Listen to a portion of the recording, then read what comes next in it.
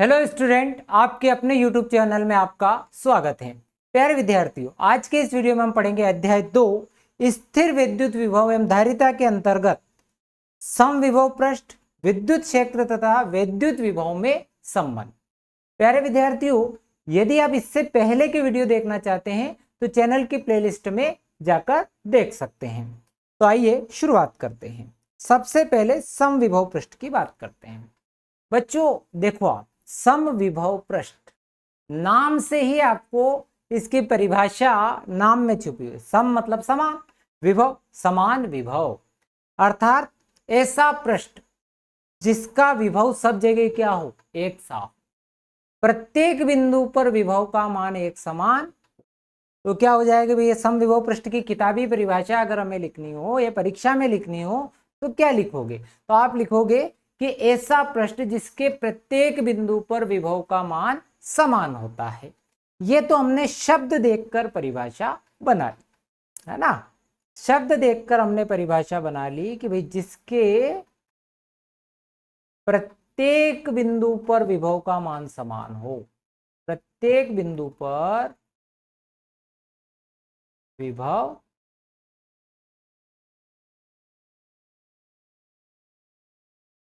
एक समान। ठीक, ये तो एक सामान्य सी बात, बहुत सामान्य सी बात कि ऐसा पृष्ठ जिसके प्रत्येक बिंदु पर विभव का मान एक समान होगा या एक समान होता है, समविभव पृष्ठ कहलाता है। अब कंसेप्ट की बात, बच्चों आपने पढ़ा है V बराबर 1/4 pi epsilon not Q by R। हाँ सर पढ़ा। तो कहाँ पढ़ा है सोचो। तो एक बिंदु आवेश के कारण विद्युत विभव के व्यंजक में पढ़ा है। एक बिंदु आवेश के कारण विद्युत विभव के व्यंजक में आपने पढ़ा V बराबर 1/4 पाई एप्सिलॉन नॉट Q बटे R। ठीक है भैया। तो जो विभव है ना बच्चा, इस R के व्युत्क्रमानुपाती, विभव R के व्युत्क्रमानुपाती। यानी कि अगर हमारे पास जो आपका आवेश है उससे दूरी अगर आप बढ़ा देते हैं तो विभव का मान घट जाता है। आवेश के नजदीक आप चले जाते हैं तो विभव का मान क्या हो जाता है, बढ़ जाता है। ठीक है, नजदीक यानी दूरी अगर आपकी कम हो गई तो विभव का मान क्या हो जाएगा, बढ़ जाएगा। और दूरी अगर आपकी अधिक हो गई, दूरी यदि हमारी कम है तो विभव आपका भी बढ़ेगा, और दूरी यदि आपकी अधिक है तो विभव V का मान क्या होगा, दूरी अधिक है तो विभव V का मान घट जाएगा। ठीक है, एक चीज बढ़ेगी एक चीज घटेगी, ये सामान्य सी बात। यहां ये कंसेप्ट आप लोगों को पता है, सभी को जानकारी में होगा। तो सबसे पहले दिमाग में फिर वापस से ले आओ कि एक बिंदु आवेश के कारण विद्युत विभव का व्यंजक सभी को पता होता है। तो वहां से हमें पता चल गया कि जो दूरी के है उसके व्युत्क्रमानुपाती होगा विभव। दूरी कौन सी, तो कहां से, आवेश से जिस बिंदु पर आप विद्युत विभव देख रहे हैं उस बिंदु तक की दूरी। ठीक, ये बात सही है सर आपकी। तो अब अपन बात करते हैं कि हमारे पास यहां एक धन क्यू आवेश बैठा हुआ है। समझ में आ गई कहानी। अब इस धन क्यू आवेश से हमने कुछ दूरी ले, वो दूरी आपकी R हो सकती है, R1 हो सकती है, जो भी हो, 1 मीटर 2 मीटर 1 सेंटीमीटर 2 सेंटीमीटर जो भी। इतनी ही दूरी पर यहां पर भी एक बिंदु अपन ले लेते हैं, इतनी ही दूरी पर एक बिंदु यहां पर भी ले लेते हैं, इतनी ही दूरी पर एक बिंदु यहां ले लेते हैं, इतनी ही दूरी पर एक बिंदु यहां ले लेते हैं। सब जगह पर बराबर बराबर दूरियों पर हमने बिंदु ले ली। ठीक, जब आप बराबर बराबर दूरियों पर बिंदु ले लेते हैं और इन सब बिंदुओं को, क्योंकि अब आप ये देखो, क्योंकि यहां से जो दूरी है, यहां आवेश से ये दूरी मान लो R है, तो यहां विभव V हो गया। तो आवेश से यहां पर भी दूरी आ रही है तो यहां भी विभव क्या होगा, V ही होगा। तो इसका मतलब बेटा अगर इन सब बिंदुओं को अपन मिलाएं तो एक ऐसा पृष्ठ आपको मिलेगा कि जिसके प्रत्येक बिंदु पर विभव का मान एक सा है। यहां पर भी वही है, यहां पर भी v है, यहां पर भी v है, यहां पर भी v है, यहां पर भी v, हर जगह पर विभव का मान एक सा है। ठीक है, समझ में आ रही है कि नहीं आ रही बात? तो समविभव पृष्ठ ऐसा पृष्ठ जिसके प्रत्येक बिंदु पर विभव का मान एक समान होता है, समविभव पृष्ठ कहलाता है। कितनी सरल बात है। ठीक है बेटा, ये तो अपनी एक कहानी हो गई। अगर ये दूरी हम ये मान के चले वापस से कि ये जो धन के आवेश हैं, हमने ये देखा कि भाई r दूरी पर अगर हम इसके लिए देखा तो इस टाइप से एक हमारा गोला बन गया। ठीक है, अब हम ये देखें कि ये दूरी r ना होकर अगली बार दूरी r1 है, तो फिर क्या होगा? तो फिर इस तरह से एक और बन जाएगा, इस तरह से एक और बन जाएगा। तो ये जो है सारे जितने भी आपके बने हैं, ये आप देखें कि एक प्रकार से सकेंद्रीय गोले हो गए, एक केंद्र वाले गोले की तरह सारे समविभव पृष्ठ, जितने भी समविभव पृष्ठ हैं, सारे के सारे समविभव पृष्ठ, चाहे ये वाली दूरी पर देखें, ये वाला देखें, ये वाला देखें, ये वाला देखें, तो आप ये देखते हैं कि समविभव पृष्ठ जो हैं, सारे समविभव पृष्ठ क्या हो रहे हैं? सकेंद्रीय वृत्तों के रूप में। ठीक, पहले तो हमें ये समझ में आ गया कि समविभव पृष्ठ क्या है। तो ऐसा पृष्ठ जिसके प्रत्येक बिंदु पर विभव का मान एक समान होता है, यानी यहां पर विभव का मान v है तो यहां पर भी v है। अगर यहाँ विभव का मान v1 है तो यहां पर भी विभव का मान v1 है। ठीक, इसी टाइप से दूसरे पृष्ठ पर भी विभव होगा। यह कहानी तो हमारे समझ आ गई सर। ठीक है सर, पहली बात समझ में आ गई, परिभाषा हमें समझ में आ गई। क्या और तरीके से परिभाषा लिख सकते हैं? तो बिल्कुल लिख सकते हैं। आप ये देखो कि हम लोगों ने ये पढ़ा है कि भाई विभव का वैसे कोई महत्व होता नहीं है, महत्व किसका होता है? विभवांतर का होता है। तो सर हमें विभवांतर के हिसाब से समझा दीजिए। तो ठीक है, अगर हम दो बिंदुओं के बीच में विभवांतर देखें, दो बिंदुओं के बीच में विभवांतर देखें, तो v माइनस वी क्या हो गया बच्चा? 0 हो गया। तो ऐसा पृष्ठ है ना, ऐसा पृष्ठ जिसके किसी भी या किन्हीं भी दो बिंदुओं के बीच का, कोई से भी दो बिंदु ले लो आप, कौन से भी दो बिंदु आप ले लें, तो उनके बीच का अगर विभवांतर 0 है तो उसे समविभव पृष्ठ कहें। ऐसा पृष्ठ जिसके किन्हीं भी दो बिंदुओं के बीच का विभवांतर, कोई से भी ले लो आप, ठीक है, 0 होता है।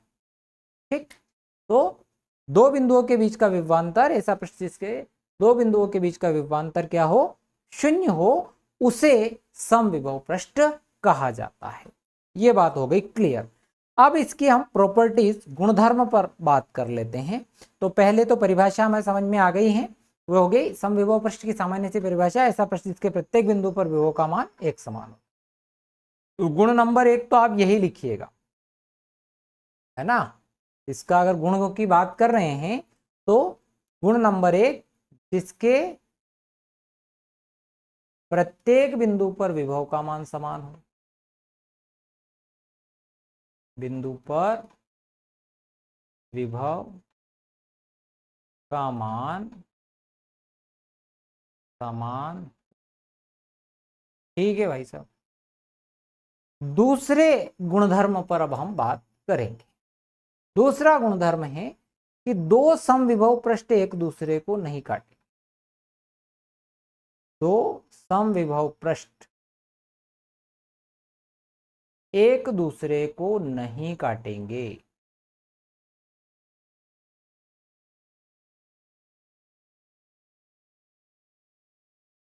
चलो ठीक है भैया, ये दो समविभव पृष्ठ थे, ठीक है, जिनका विभव एक समान। अब ये एक दूसरे को क्यों नहीं काटेंगे भैया? अगर ये इसलिए नहीं काटेंगे कि अगर दोनों ही पृष्ठ समविभव पृष्ठ हैं तो इनके जो कटान बिंदु हैं वहां पर विभव के दो मान होंगे। भाई दो समविभव पृष्ठ एक दूसरे को काटेंगे तो इनके कटान बिंदु पर विभव के क्या होंगे? दो मान होंगे। और समविभव पृष्ठ पर हम पढ़ चुके हैं कि दो मान संभव नहीं है, ठीक है। समविभव पृष्ठ के प्रत्येक बिंदु पर विभव एक सा होना चाहिए। तो हमें यह पता चल गया कि दो समविभव, प्रश्न भी आ सकता है कि दो समविभव पृष्ठ एक दूसरे को क्यों नहीं काटते हैं। तो आप ये लिखेंगे कि दो समविभव पृष्ठ एक दूसरे को इसलिए नहीं काट सकते हैं क्योंकि यदि वो एक दूसरे को काटते हैं तो उनके कटान बिंदु पर विभव के दो मान होंगे, जो कि संभव नहीं। इतना सा लिख, बहुत सरल बात। ठीक, तीसरा पॉइंट,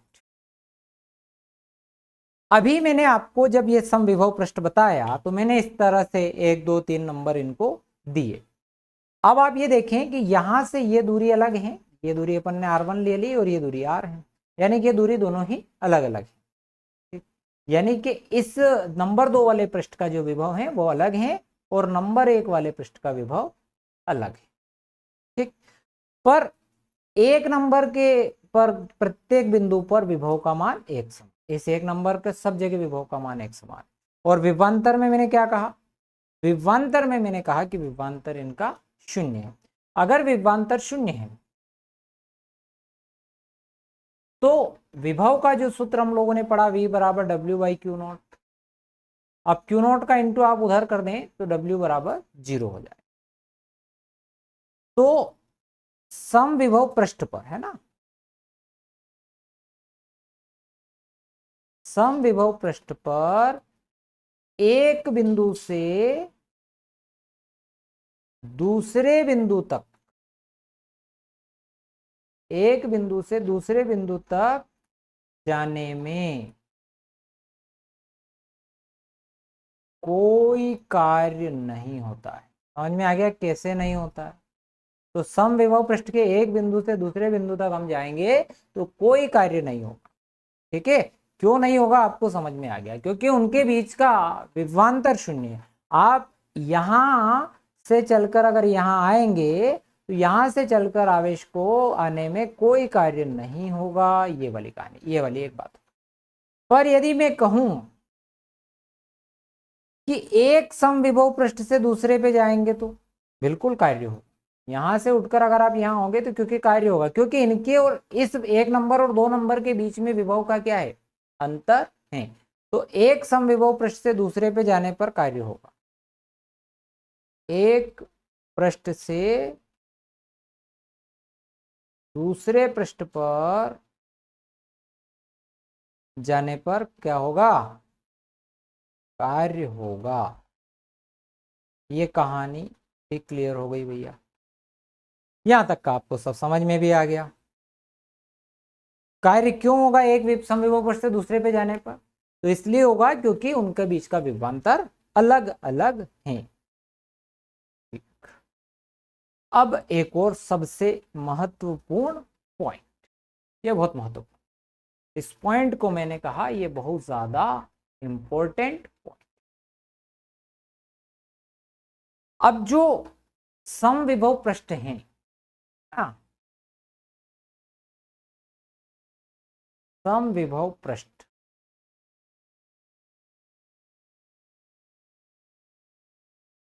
विद्युत क्षेत्र के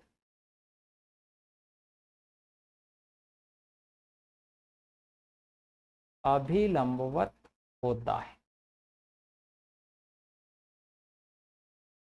समविभव पृष्ठ विद्युत क्षेत्र के अभिलंबवत होता है।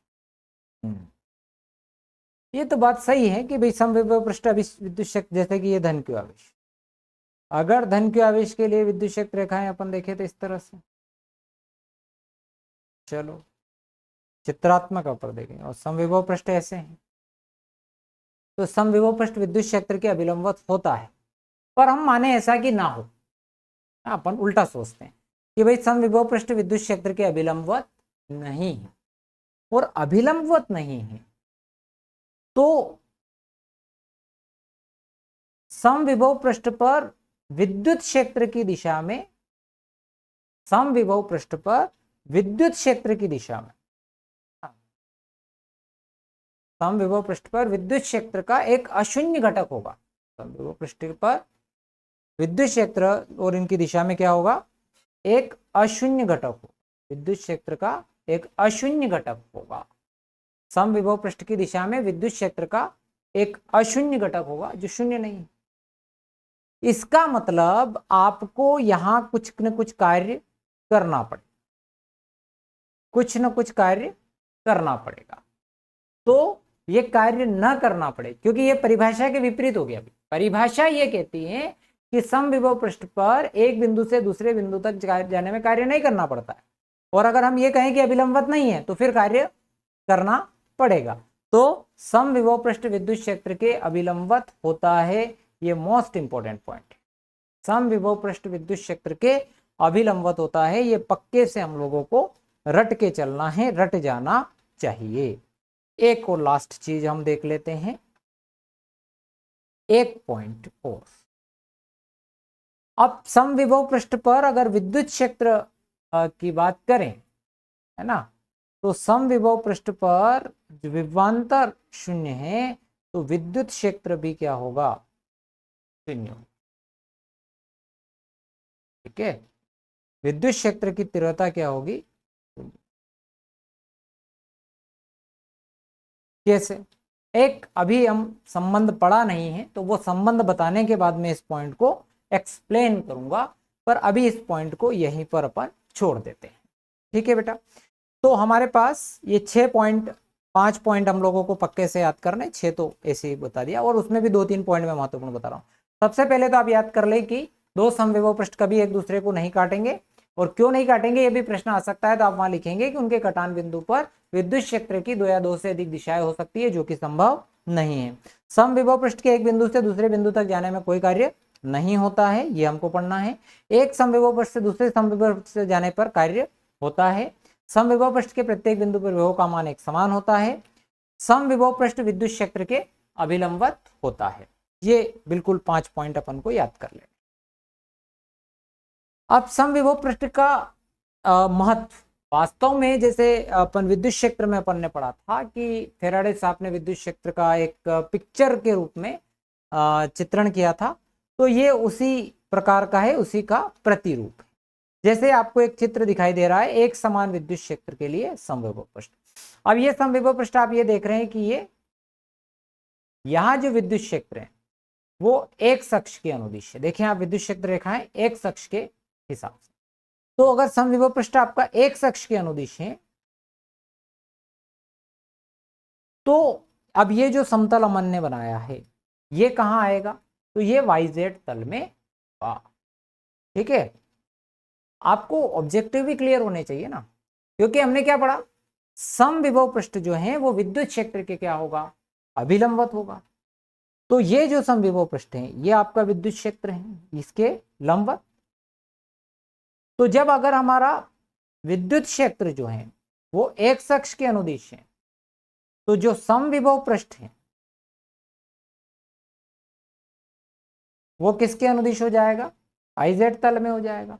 इसी प्रकार से अगर मैं कहूं कि विद्युत क्षेत्र आपका Y अक्ष के अनुदिश है, तो समविभव पृष्ठ कितना हो जाएगा भैया, ZX के अनुदिश हो जाएगा। उसी टाइप से हम मैं कहूं कि विद्युत क्षेत्र Z अक्ष के अनुदिश है, तो हमारा जो समविभव पृष्ठ है वो XY तल में हो जाएगा। ये इस तरह से हमें ऑब्जेक्टिव के लिहाज से ध्यान रखना है। तो ये तो आपका एक समान विद्युत क्षेत्र के लिए समविभव पृष्ठ की बात हो गई। अगर हमें विद्युत द्विध्रुव के लिए हम समविभव पृष्ठ देखें, तो देखो ये धनावेश के लिए जो सकेंद्री गोला बना रखा है और ये ऋणावेश के लिए बना रखा है। इस तरह से आपका द्विध्रुव के लिए, विद्युत द्विध्रुव के लिए अगर हमें पिक्चर के रूप में बनाने के लिए आ जाए एग्जाम में, तो इस तरह से आपको बनाना है। और दो सर्वसम धनावेश, अगर दोनों ही धनावेश हैं और उसके लिए आपको समविभव पृष्ठ बनाना है, तो इस तरह से बन जाएगा। अब एक और महत्वपूर्ण बात यह है बेटा कि जो समविभव पृष्ठ हैं,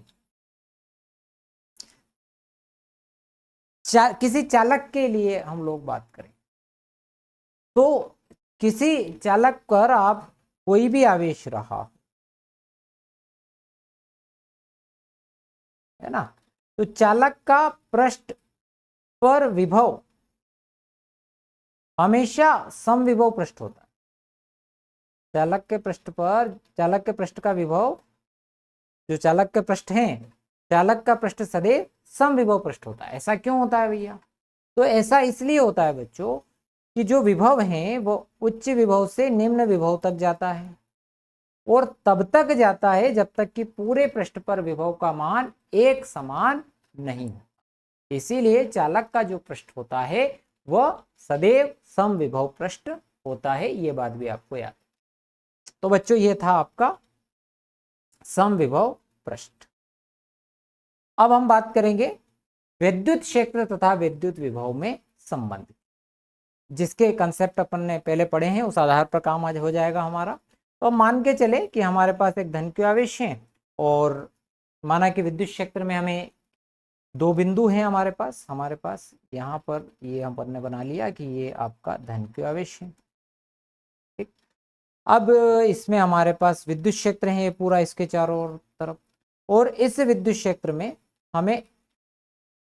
हमारे पास दो बिंदु हैं ए और, ठीक। और विद्युत क्षेत्र की जो दिशा है धन आवेश है तो बाहर की तरफ अपन ने इस तरह से बना दी, ठीक। तो हमने जो विद्युत क्षेत्र है, विद्युत क्षेत्र की दिशा ए से बी की ओर है इस तरह से, और इसके बीच की जो दूरी है वो बहुत छोटी सी दूरी अपन ने dx ले ली। ए और बी के बीच विद्युत क्षेत्र की तीव्रता को हमने बिल्कुल एक सा मान लिया, एक समान मान लिया। अब आपको कोई परीक्षण आवेश मान लो अनंत पर है, ऐसा समझ के चलो, परीक्षण आवेश अगर अनंत पर है तो अनंत से आप ए पर लाओ या बी पर लाओ, ए या बी पर लाने में उसको आपको क्या करना पड़ेगा, कुछ कार्य करना पड़ेगा, और उस वही कार्य आपका क्या होगा, विद्युत विभव होगा उस बिंदु पर। तो अब आप ये देखेंगे कि इस ए और इस बी की धनावेश से दूरी जिसकी किसकी कम है, तो इस ए वाले बिंदु की कम है, या फिर अनंत से यहां तक लाने में अधिक कार्य करना पड़ेगा। इसीलिए बिंदु ए का विभव जो है वो थोड़ा बी की तुलना में क्या होगा, अधिक। ए का विभव बी की तुलना में अधिक होगा क्योंकि इसकी धनावेश से दूरी कम, ठीक। ये वाली कहानी क्लियर हो गई। या फिर हम ऐसा कहें कि परीक्षण आवेश को अनंत से ए तक लाने में अधिक कार्य करना पड़ेगा, इसलिए ए का विभव अधिक है, बी का विभव कम है। ये वाली कहानी समझ में आ गई।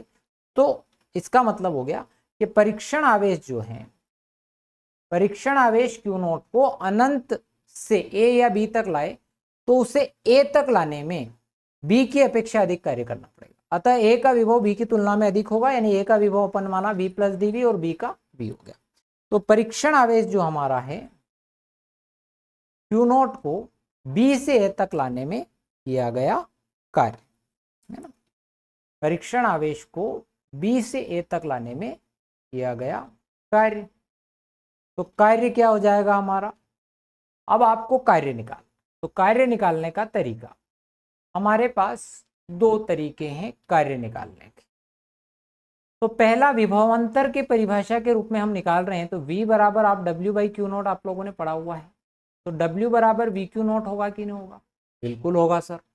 और जब W बराबर वी क्यू नॉट होगा तो किया गया कार्य जब हम निकाल रहे हैं, छोटा b से a तक निकाल रहे हैं तो अल्प कार्य निकाल रहे हैं, तो विभवांतर जो है हमारा ये हो जाएगा, इनटू किसको ला रहे हैं, परीक्षण आवेश क्यू नॉट को ला रहे हैं, तो इस v से इस v की फाइल निपट गई, तो ये तो हो गया क्यू नॉट, ये ठीक है, बी से ए तक लाने में किया गया कार्य क्यू नॉट। अब इस पर आप जब भी किसी को अनंत से लेकर आ रहे हैं, यहाँ पर ये बी से ए तक ला रहे हैं या अनंत से ला रहे हैं, तो यहाँ इस आवेश के विरुद्ध कुछ न कुछ कार्य करना पड़ेगा। जैसे एक बल लगेगा, कौन सा बल लगेगा, तो बल लगेगा F बराबर क्यू नॉट ई, और इस क्यू नॉट ई के विरोध में आपको क्या करना पड़ेगा, कार्य करना पड़ेगा, ठीक है। तो इस तरह से हम सोचें तो वो dx यहां पर विस्थापन हुआ है, पहले तो कार्य देख लें। तो विद्युत क्षेत्र E द्वारा परीक्षण आवेश Q नॉट पर आरोपित बल क्या हो जाएगा, तो बल F बराबर आया Q नॉट, ठीक। और इस बल द्वारा जो B से A तक लाने में किया गया कार्य, यहां पर भी अल्प कार्य। अब क्या होता है, तो फोर्स इनटू डिस्प्लेसमेंट, या फिर हम लोग कहें F dx cos, ठीक है भैया। F क्या हो गया, बल क्या है, Q not E cos theta. अब थीटा को समझ लेते हैं। तो आप ये देखो कि आप परीक्षण आवेश को उठाकर ला रहे हैं किधर, B से A की ओर, और जब आप B से A की ओर ला रहे हो, ठीक है, तो आप किधर लेकर आ रहे हो, इस तरफ आपका विस्थापन हो रहा है और विद्युत क्षेत्र की दिशा किधर है, इधर। दोनों के बीच बनने वाला एंगल कितना हुआ बेटा, 180 डिग्री। तो कोस 180 का मान क्या हो गया, तो माइनस क्यू नॉट ई, ये डी डब्ल्यू। ठीक, यहां तक की कहानी क्लियर हो गई। इसको आपने समीकरण 1 दिया, इसको आपने समीकरण पर 2। अब समीकरण 1 व 2 से, समीकरण 1 व, तो प्यारे विद्यार्थियों, एक क्या था, D W Q not D V, और एक था minus Q not E D X. तो Q not D V is equals to, क्योंकि दोनों के LHS इक्वल है, RHS भी इक्वल होंगे, माइनस क्यू नॉट ई। प्यारे विद्यार्थियों, इस क्यू नॉट से इस क्यू नॉट की पिक्चर खत्म हो गई। अब ई के इक्वल क्या हो गया, तो माइनस डी वी बाय, बहुत बढ़िया। तो ये विद्युत क्षेत्र की तीव्रता और विभव में क्या आ गया, संबंध आ गया। प्यारे विद्यार्थियों, अब आप करोगे सर ये ऋण चिन्ह क्या दिखा रहा है, तो इसको भी अपन थोड़ा सा क्लियर कर लेते हैं कि भैया ये ऋण चिन्ह क्या दिखा रहा है। आप यहां देखो कि यहां का विभव आपका अधिक है, यहां का विभव आपका कम है। यानी कि विद्युत क्षेत्र की दिशा में अगर हम चले, हम कैसे चले, डिडिक डिडिक डिडिक, है ना। विद्युत क्षेत्र की दिशा में, यहां पर मैं यहां बैठा हूं, ठीक है। अब यहां से आप चले, चलो भाई विद्युत क्षेत्र की दिशा में। तो जब हम विद्युत क्षेत्र की दिशा में चल रहे हैं तो विभव घट रहा है कि बढ़ रहा है, यहां विभव ज्यादा है, आगे बढ़े तो विभव कम हो गया, और आगे बढ़ेंगे तो विभव और कम हो जाए। तो यानी कि यहां ऋण चिन्ह ये बताता है कि जब हम विद्युत क्षेत्र की दिशा में चलेंगे, है ना, तो ऋण चिन्ह ये बताता है, ऋण चिन्ह यह बताता है कि विद्युत क्षेत्र की दिशा में, विद्युत क्षेत्र की दिशा में विभव पतन होता है। ठीक है, बहुत बढ़िया बात, अच्छी बात, बहुत बढ़िया बात। बेटा एक चीज और आप देखो, दूरी के सापेक्ष विभव में परिवर्तन, ठीक है, और यह विभव में परिवर्तन विद्युत क्षेत्र की तीव्रता के बराबर। दूरी के सापेक्ष विभव में परिवर्तन विद्युत क्षेत्र की तीव्रता के बराबर होता है बेटा। तो ये बताओ, ये जो आया है इस dv बटा dx, इसको क्या कहेंगे, तो इस dv बटा dx को विभव प्रवणता कहते हैं। क्या कहते हैं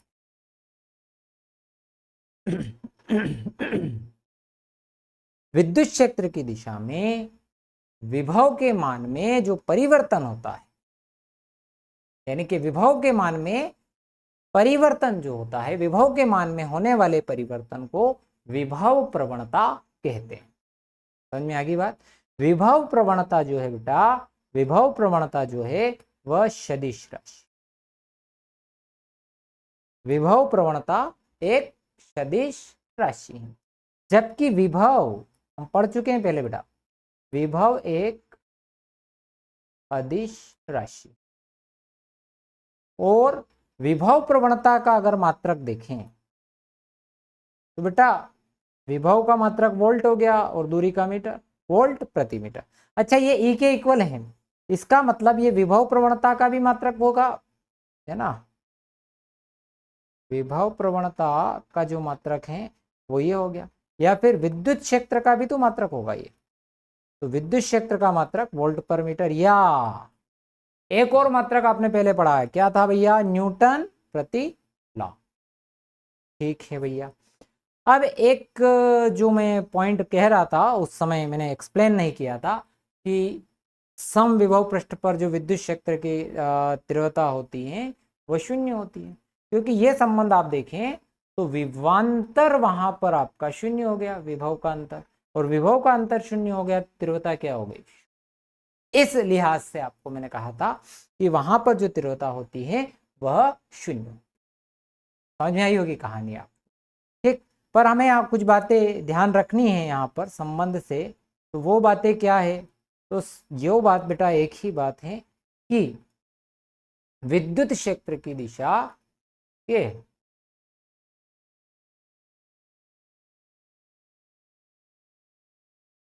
विद्युत क्षेत्र की दिशा में विभव पतन या विभव पतन होता है, हानि होती है, ह्रास होता है।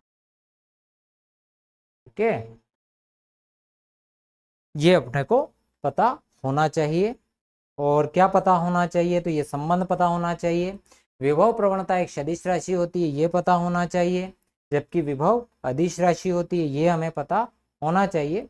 अगर मैं इसको इस तरह से लिखूं, अब एक इस संबंध से एक चीज और जो निकल के आ रही है वो आ रही है ई व्युत्क्रमानुपाती dx।